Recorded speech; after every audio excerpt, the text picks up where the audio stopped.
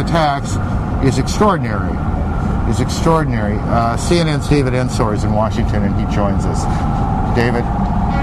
Aaron, I'm talking to U.S. officials who are obviously working on who is responsible for this. Their working thesis is that this is overseas terrorism, not domestic. They say they cannot rule out additional attacks yet to come. In terms of claims of responsibility so far, there is an Agence France-Presse report in which a group with the word Palestine in the name claims responsibility.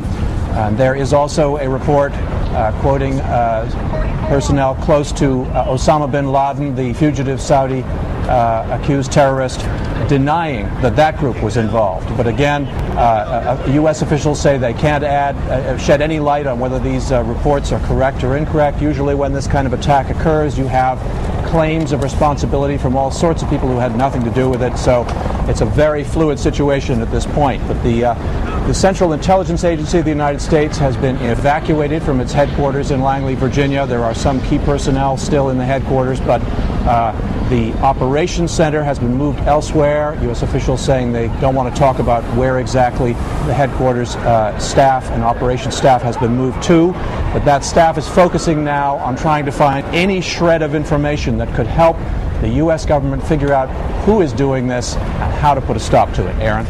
David, you tell me if I'm right or wrong here. As a practical matter, there are not a whole lot of groups that the United States government knows about that are sophisticated enough, have the kind of money, the resources to pull off something like this. Fair enough?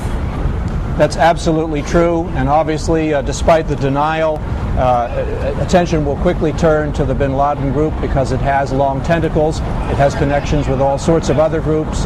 We saw at the Millennium a group of Algerians apparently involved in trying to arrange bombings in the United States, and now there is evidence being produced in court sessions that those Algerians were working for the bin Laden group. So that group certainly will come under immediate suspicion.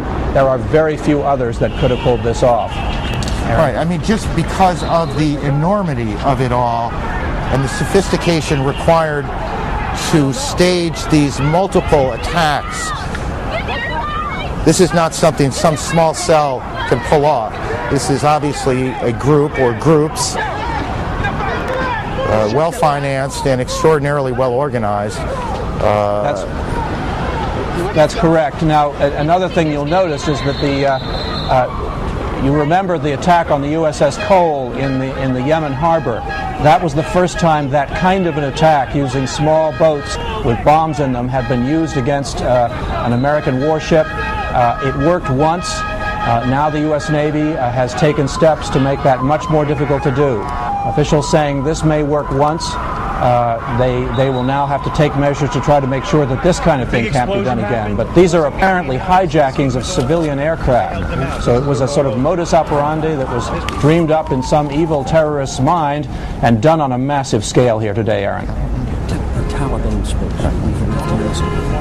David, thank you. CNN's David Ensor, our national security correspondent, on what he is hearing, what he knows, what the reports are as we approach 11:20 Eastern Time. For those of you just joining us, and as you can see on your screen, the Taliban, the government in Afghanistan, expected to make a statement soon, and we'll monitor that for you.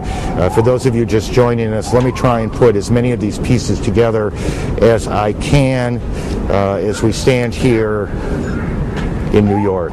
At about 8:45 Eastern Daylight Time this morning, the first of the Trade Center towers was hit by a plane. It crashed into the south side of the tower.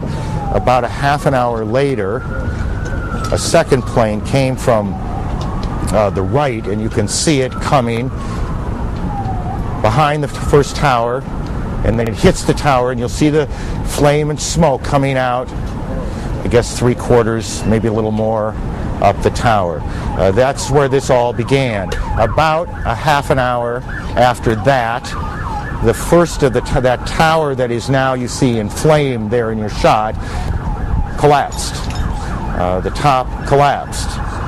And there was an enormous, I don't want to say explosion, but there was an enormous plume of smoke, sparks, as we looked over from where we're standing. And then a little bit after that, and I want to be careful on time because it seemed perhaps 10 or so minutes, but I'm not sure. The second tower, which in fact was the first one hit, collapsed as well, and that's what you're about to see. Our reporters in the area say they heard loud noises when that happened. It is unclear to them and to us whether those were explosions going on in the building or if that was simply the sound of the collapse of the buildings as they collapsed, making these huge noises as they came down. But as we look back, the smoke now, which has gone from white to a kind of gray, clearing away, we are, I guess, Jeffers, I want to know what's behind the smoke, but I have the worst feeling is that very little. And the fact is that we've already been hearing from even the fragmentary reports from people on the ground, stories beyond horror, people jumping out of windows because of the flames.